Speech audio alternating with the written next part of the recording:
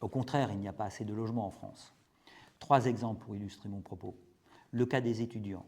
Chaque année, à l'été, on a des cas d'étudiants qui renoncent ou qui reportent leur projet d'études parce qu'ils ne trouvent pas à se loger. Deuxième exemple, des salariés qui ont une offre d'emploi et qui y renoncent également parce qu'ils ne peuvent pas se loger. Un député me disait que dernièrement, dans sa circonscription, 44% des offres d'emploi ne sont pas pourvues parce que les salariés ne trouvent pas de logement. Troisième exemple de jeunes ménages qui veulent avoir un enfant, qui veulent avoir un nouvel enfant et qui ne peuvent pas parce qu'ils ne trouvent pas de logement plus grand pour se loger. Donc ces exemples montrent bien que les besoins de logement en France sont importants.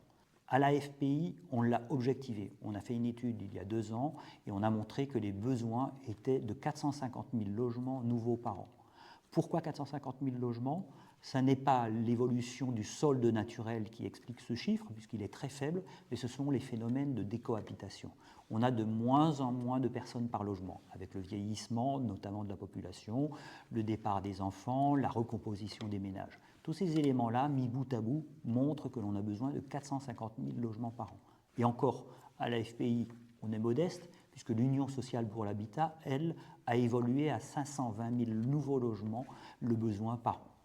Et puis n'oublions pas, un logement neuf, c'est un logement vertueux, économe en énergie, durable, et un logement neuf, c'est un élément de croissance pour notre société de bien-être. Donc, que du bon avec du logement.